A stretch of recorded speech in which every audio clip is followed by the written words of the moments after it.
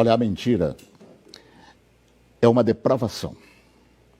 E depravação significa, entre outras coisas, falta de rigidez moral, de decoro. Eu digo isso em razão de estar se avizinhando uma data histórica que dissociados da verdade insistem, há anos, de chamar de golpe. O golpe de 31 de março, praticado por militares. Nessa afirmação, envolvendo a posição de militares, juntam outra depravação em torno do que se conhece por revolução. E explico. Primeiro, que nem o dia certo do movimento que inspirou a tomada de posição contra a tentativa de implantarem o comunismo do Brasil, os acusadores sabem.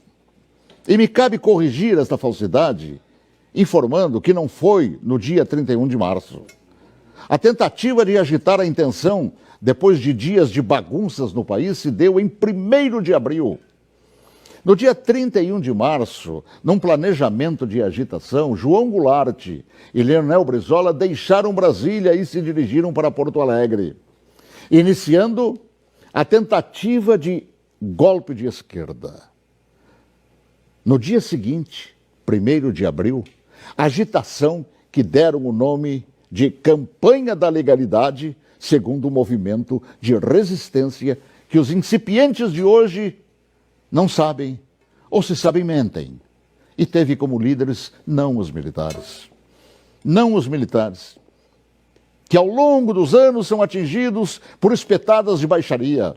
A liderança daquele movimento revolucionário pertenceu a civis que inspiraram o povo brasileiro a sair às ruas aos milhares em todas as capitais, em passeatas que ficaram conhecidas como Marcha da Família com Deus pela Liberdade. E os civis que promoveram e lideraram a revolução foram os governadores, civis, repito, do Paraná, Ney Braga, de Minas Gerais, Magalhães Pinto, da então Guanabara, Carlos Lacerda, do Rio Grande do Sul, Hildo Meneghetti, de São Paulo, Adhemar de Barros, de Santa Catarina, Celso Ramos, além dos jornalistas Roberto Marinho, do Globo, e Assis Chateaubriand, dos diários e emissoras associados, esta última empresa para a qual eu trabalhava.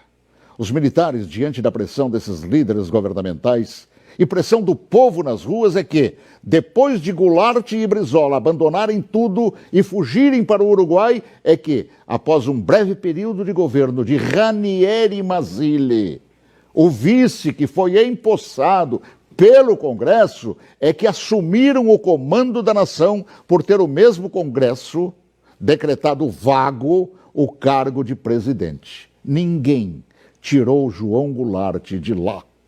Ele é que fugiu. Eu ouvi fugir. Assim, é um depravado. Todo aquele que mente sobre o que chama de golpe. E que foram os militares que assim determinaram, pois golpe é o que queriam os sociopatas implantar. E rótulo de depravados, tanto aqueles como os que hoje repetem a mentira por uma razão. Uma simples razão.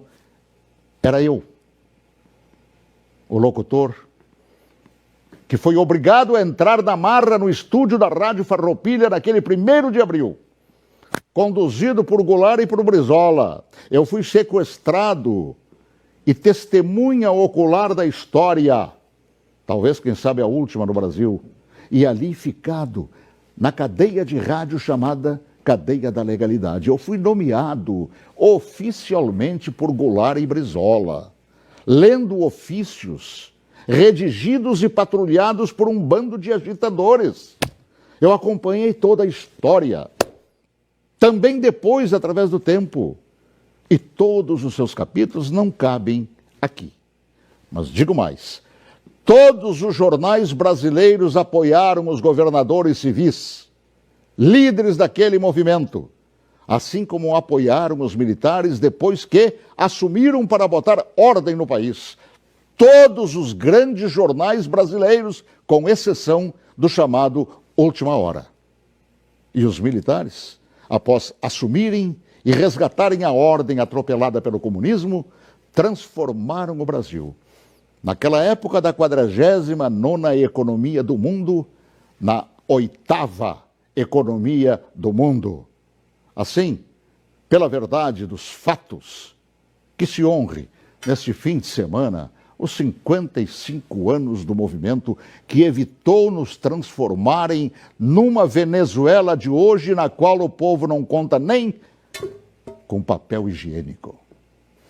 Boa tarde, se Deus quiser, até logo mais, às 18h40, com espaço de ponto de vista. Olha que eu conheço inúmeras histórias suas, Paulo Martins, mas essa eu confesso que eu desconhecia. E essa é verdade, porque eu fui testemunho ocular de tudo. A gente que estuda jornalismo tantos anos ouve falar de diários associados. Jamais imaginei, Paulo, que você estava lá testemunhando tudo isso. Estava lá, no batente, cobrindo, inclusive, isso que hoje mentem por todo o Brasil.